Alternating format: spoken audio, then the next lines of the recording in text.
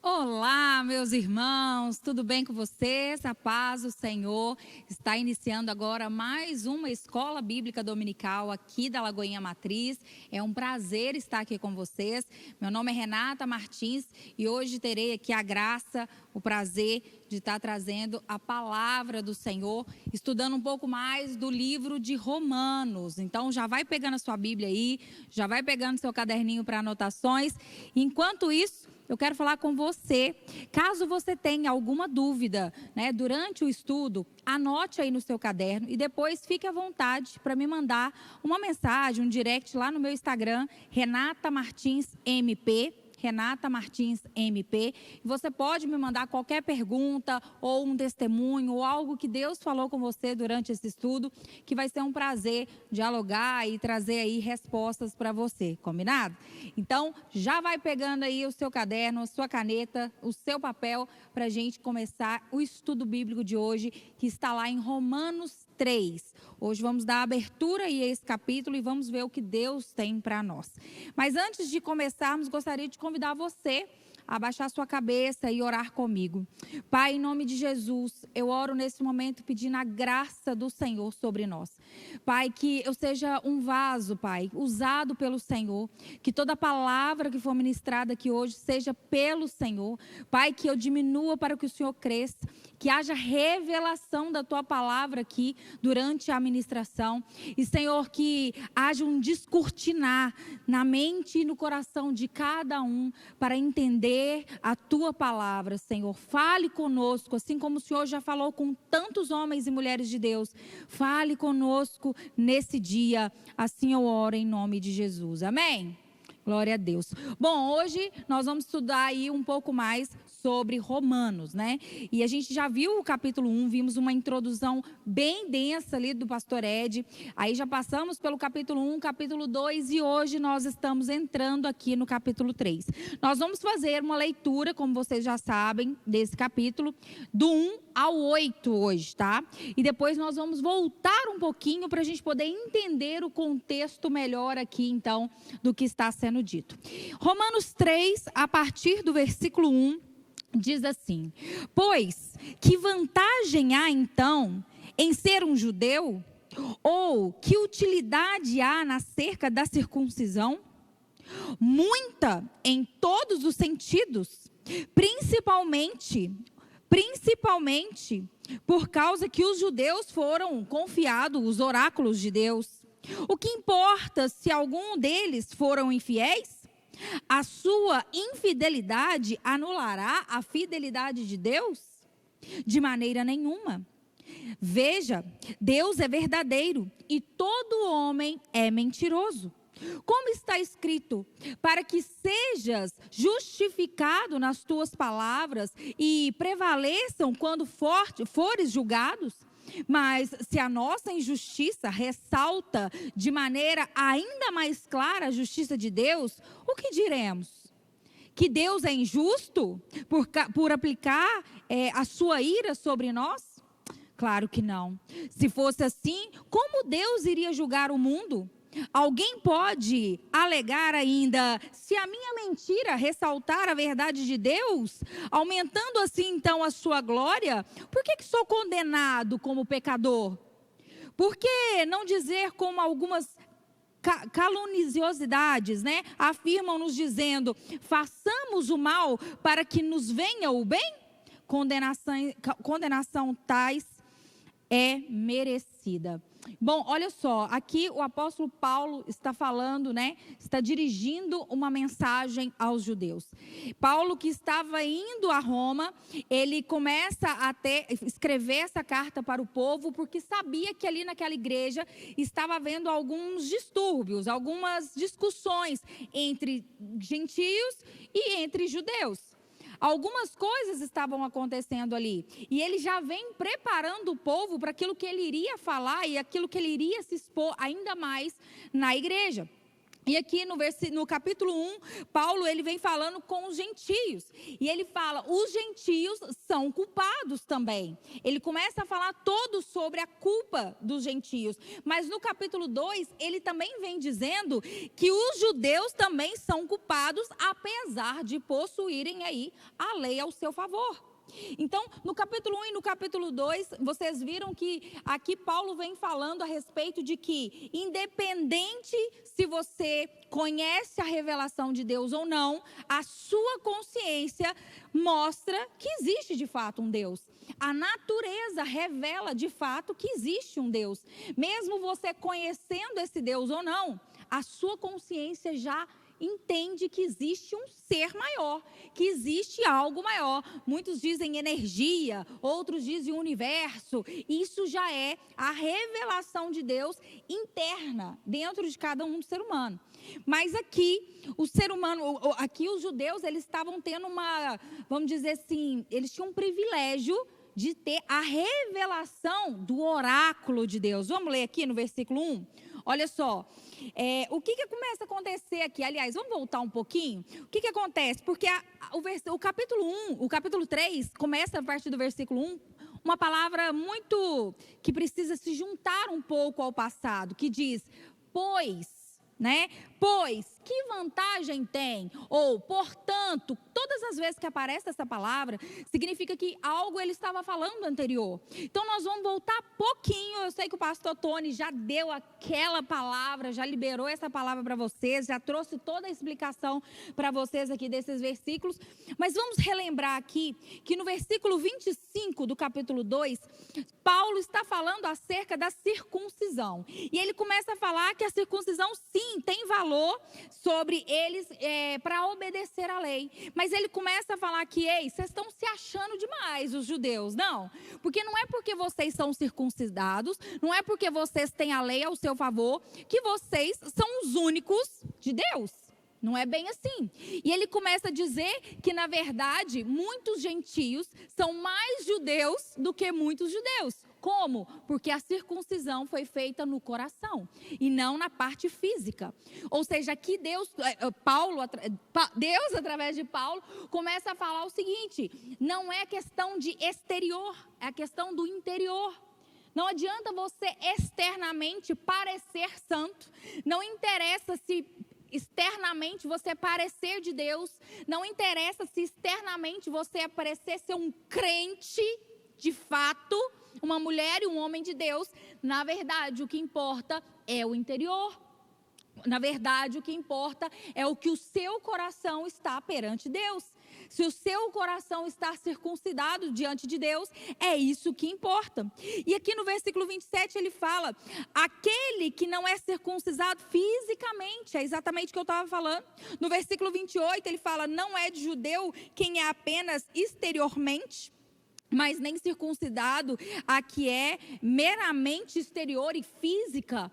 Então ele vem falando sobre isso, né? Que não adianta nada o seu exterior estar aí um santarrão, se o seu interior, se a circuncisão de fato que o Senhor procura é a do coração, né? E isso é operada pelo Espírito e não pela lei escrita, porque a lei mata, mas o Espírito vivifica. E aqui no final ele diz, para estes o louvor não provém dos homens, mas a Deus. O que ele está falando aqui? Não adianta você querer trazer louvor para si mesmo. Não adianta você querer trazer aplausos a si mesmo. O louvor, ele vem de Deus. Sabe, muitas vezes, gente, nós estamos olhando para os homens e os homens estão fazendo o quê? Nos aplaudindo.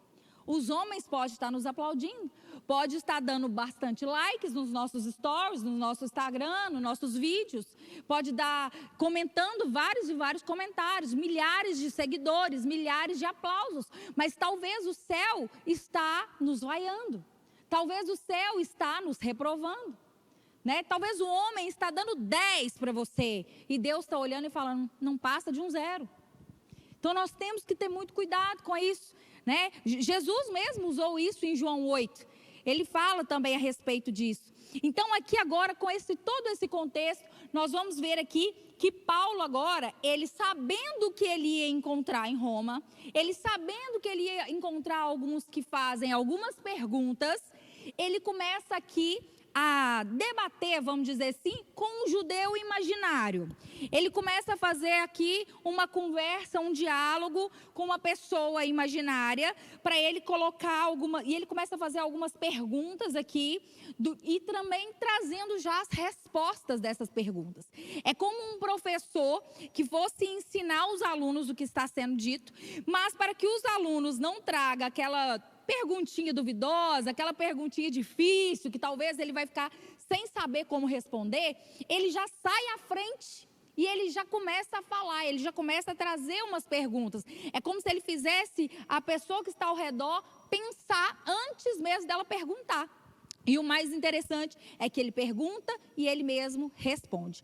Eu confesso a vocês que quando eu vi esse texto, quando eu vi capítulo 3, eu fiquei, Senhor, tem misericórdia da minha vida. Porque diante os estudiosos, né, os teólogos, o capítulo 3 de Romanos é um dos livros, é uma das passagens mais difíceis, teologicamente falando, mais difíceis de entender.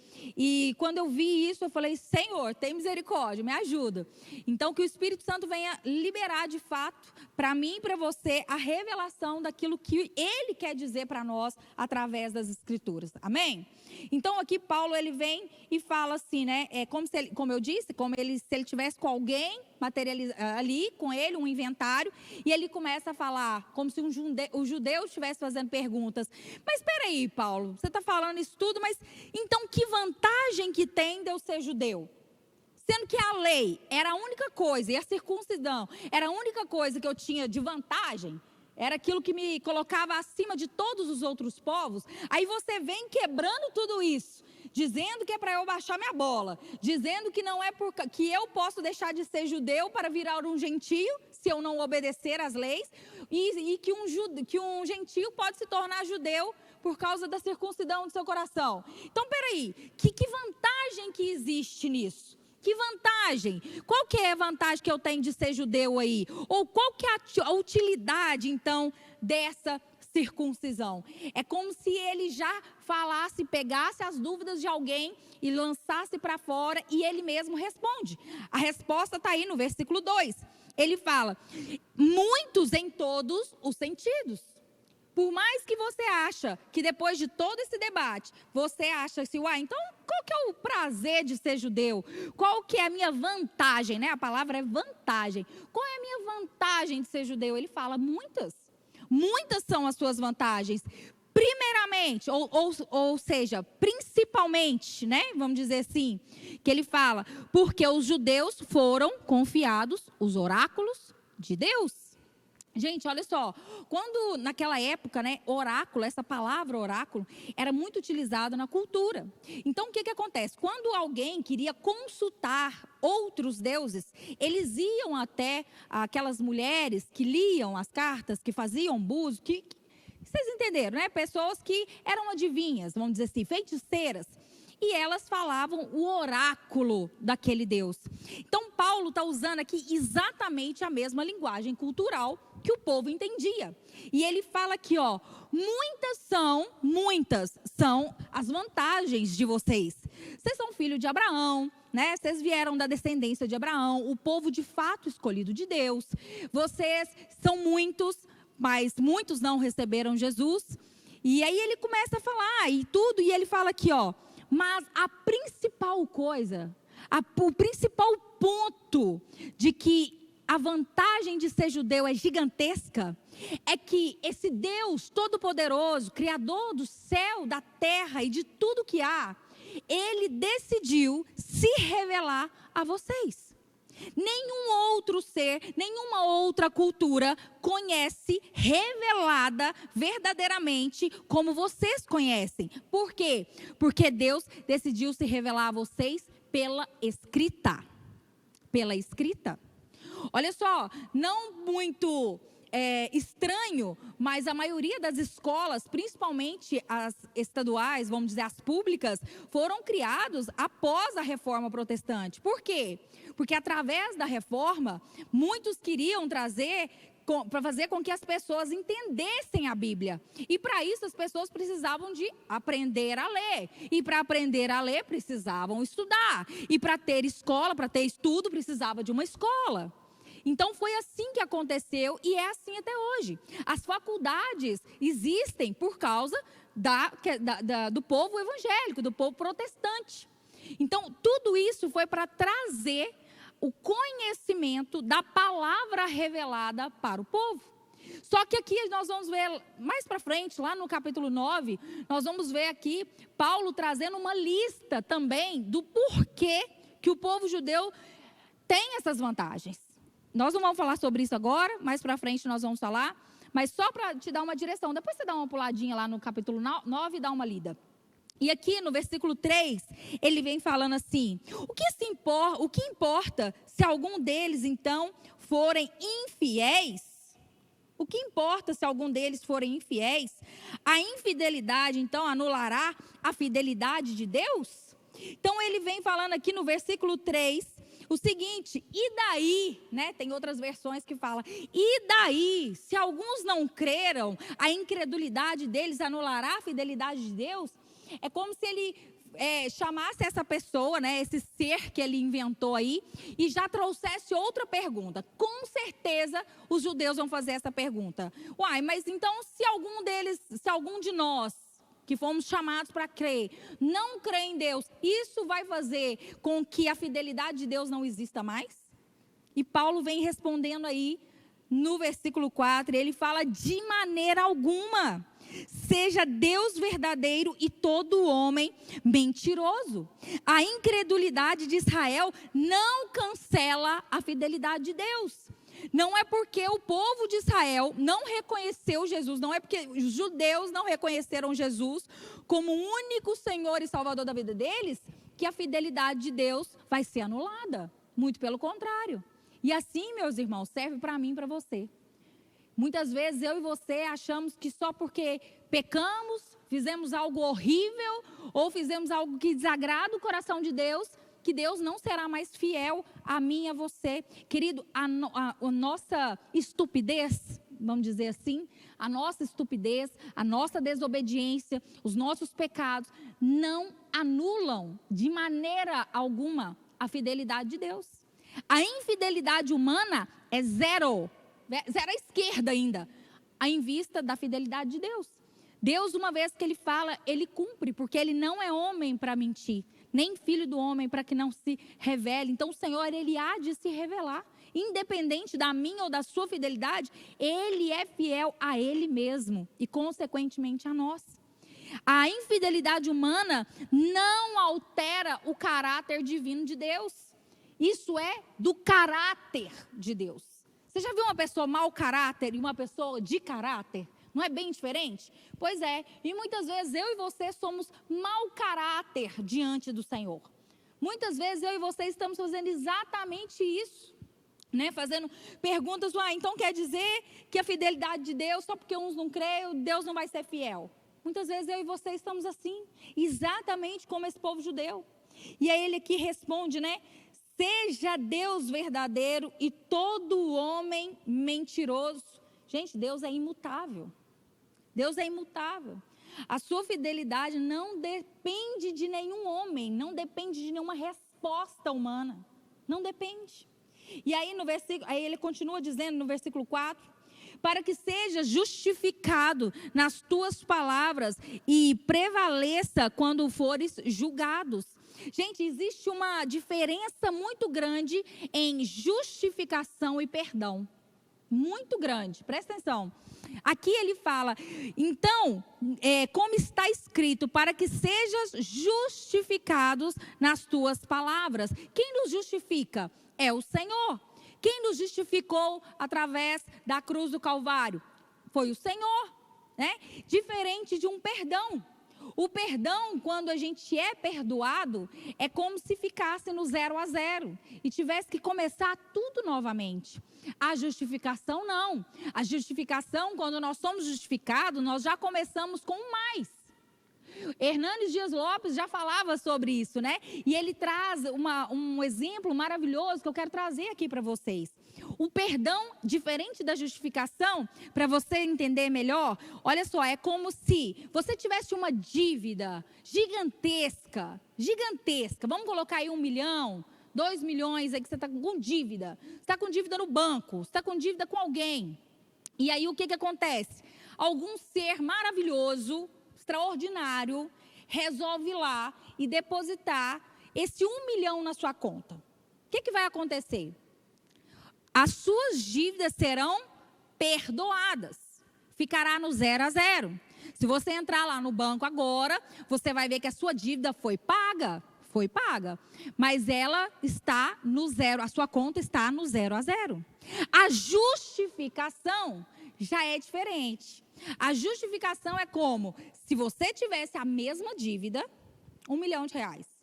Alguém muito bondoso, generoso, maravilhoso, resolvesse ter uma misericórdia de você tão grande, ao ponto de depositar não só 1 milhão, mas milhões e milhões de reais na sua conta. Opa, gostou? Pois é, foi isso que Jesus fez para mim e para você.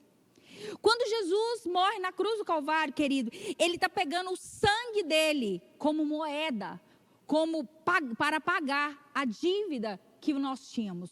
Ou seja, agora o saldo não é só 0 a 0. O saldo agora, quando você entra lá na conta e vê milhares e milhares, assim Jesus fez. Jesus agora, ele não só nos perdoou, só pagou a conta, ficou no 0 a 0. Jesus, ele fez o quê? Ele eleva a nossa vida para agora a eternidade. Então, você entende que a palavra aqui, quando Paulo fala, né? Ele fala, como está escrito, para que sejais justificado nas suas palavras e prevaleça quando fores julgados. Ele está falando aqui, ei, querido, quando você for julgado, no dia do juízo final, porque assim eles acreditam e nós também, chegará o dia do juízo final. Mas quando chegar esse dia, quando Deus pegar lá a sua fichinha, vamos dizer assim, na hora que ele olhar para a sua ficha, vai estar escrito não perdoado, mas vai estar escrito justificado.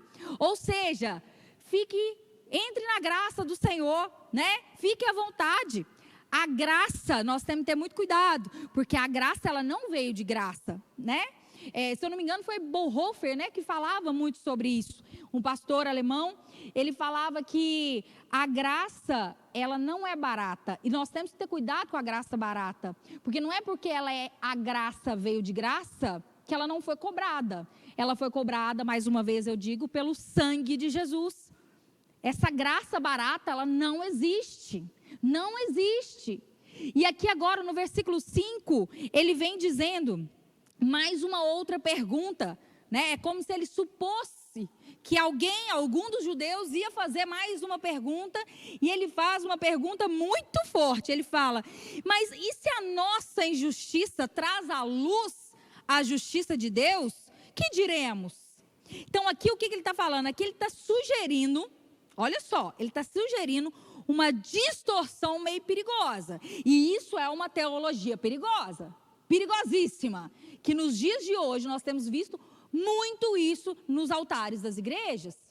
É como se Paulo fizesse assim, peraí, então quer dizer que se o meu pecado evidencia a justiça, a glória de Deus, então Deus não é injusto, Deus não seria injusto em me punir? Ele não estaria sendo injusto?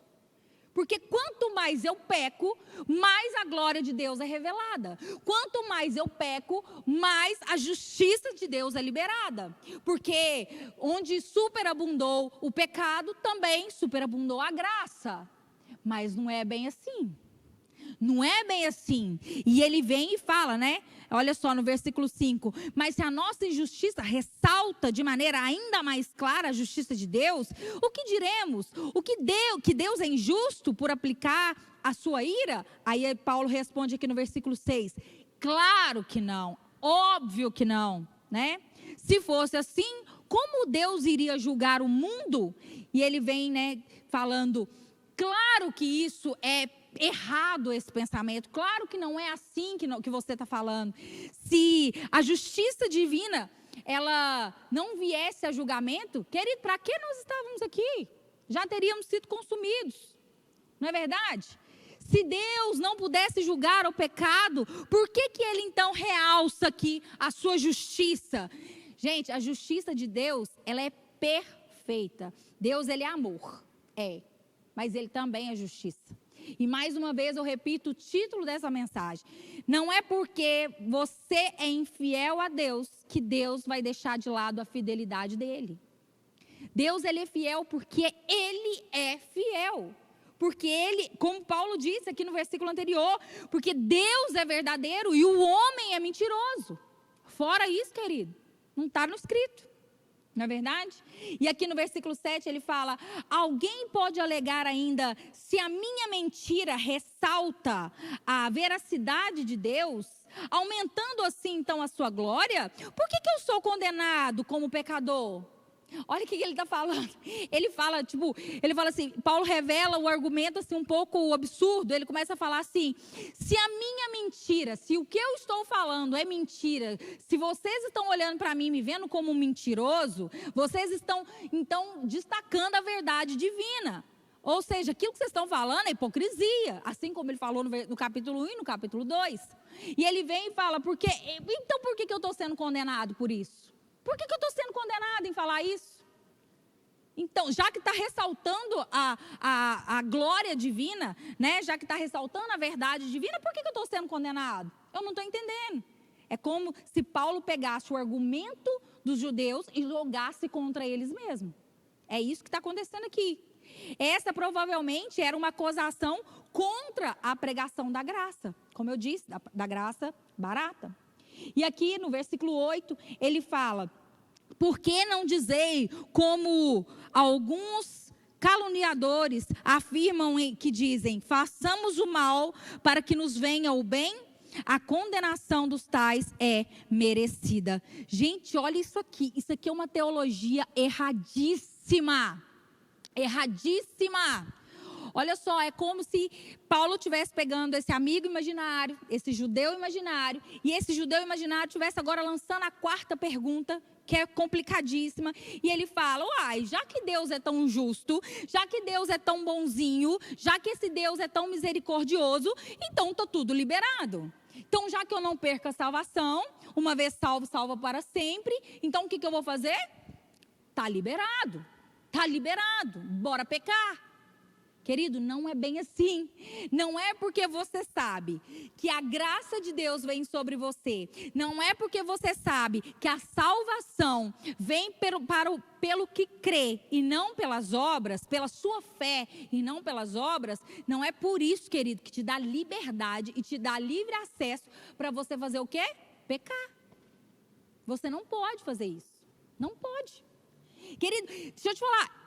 Eu acho que até assim, mais do que hipocrisia. Quando nós aceitamos Jesus, quando nós entregamos a nossa vida para Jesus, nós fazemos o quê? Principalmente no batismo. Quando nós batizamos e descemos as águas, o que nós estamos fazendo ali? Morrendo para nós mesmos, morrendo para o pecado. Então não condiz um crente, querido, viver no pecado depois de se entregar para Jesus e dizer que é crente. Querido, alguém que faz isso aqui, façamos o mal para que venha o bem de Deus. Alguém que faça isso, eu vou pecar, porque quanto mais eu peco, mais a verdade de Deus vem, eu vou mais pecar, eu vou deitar com o meu namorado, eu vou fazer sexo antes do casamento, eu vou usar o droga aí à vontade, eu vou mentir, eu vou fofocar para uma ou para outra, eu vou jogar sementes ali, vou jogar sementes aqui. Querido, deixa eu te falar, quanto mais a pessoa pensa que pode pecar, que está tudo certo, que Deus vai perdoar, querido, deixa eu te falar um negócio, você não é convertido. Você pode ser convencido que você crê e confia em Deus, e acredita em Deus. Mas convertido, querido, você não é. Sabe por quê? Porque um convertido de verdade, ele sabe exatamente vamos dizer assim, o alvo principal, que Cristo morreu na cruz do Calvário para mim e para você. Nós já fomos mortos para o pecado. Mortos para o pecado. A condenação dos tais é então merecida. Como ensina então John Stott, eu até deixei marcado aqui, a graça verdadeira nunca é licença para pecar. Ela transforma o coração. John Stott falava isso e eu vou reforçar aqui. Se para você, querido, pecar é tranquilo, se para você pecar está tudo bem, e você está utilizando dessa graça de Deus, deixa eu te falar, se ela não transformou você, se a graça de Deus não transformou seu coração, você não é um convertido. Você pode ser um convencido, mas convertido você não é.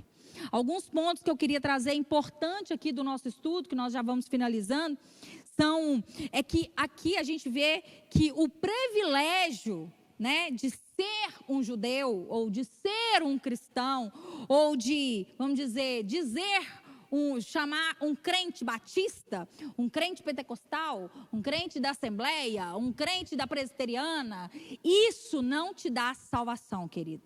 Não te dá salvação. O privilégio de você estar dentro de uma igreja não te garante uma salvação automática. Não. O que nos garante uma salvação é crer em Jesus Cristo. A fidelidade de Deus, ela é imutável, independente se eu ou você é fiel a Deus, isso não vai mudar o caráter de Deus. É imutável. Deus, ele permanece justo mesmo quando julga o seu povo. Eu sei que o coração do pai pode doer. Vocês já viram um pai corrigindo um filho? Dói. Mas não é porque vai doer no coração do pai que ele vai deixar de julgar o seu povo. A graça não é uma permissão para pecar. Não é porque nós temos a graça de Deus sobre nós que nós estamos liberados para pecar. Não. Não estamos liberados. E a justiça divina é um fundamento do juízo final. Queridos, a justiça de Deus, ela virá. Você tem um privilégio espiritual só porque você é crente? Só porque você se diz crente evangélico? Não, querido. Você não tem privilégio nenhum nisso. Você tem que agradecer ao Senhor, se prostrar ao Senhor e falar: Senhor, eu não sou digno de nada. Ai de mim se não fosse o Senhor. A gente precisa de fato confiar na fidelidade de Deus, mesmo quando tudo parece que está em caos, mesmo quando tudo parece que está desmoronando. Nós precisamos confiar na fidelidade dele. E a gente nunca pode usar essa graça para ser uma desculpa para a gente errar.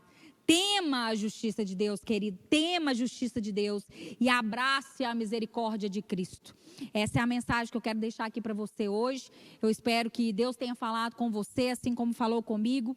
E que o Senhor venha, de fato, diminuir o nosso orgulho. Porque o cristão, ele não combina, querido, com orgulho, com soberba, com bajulação. O cristão não combina com isso. Que o Senhor tenha misericórdia de mim e de você, amém?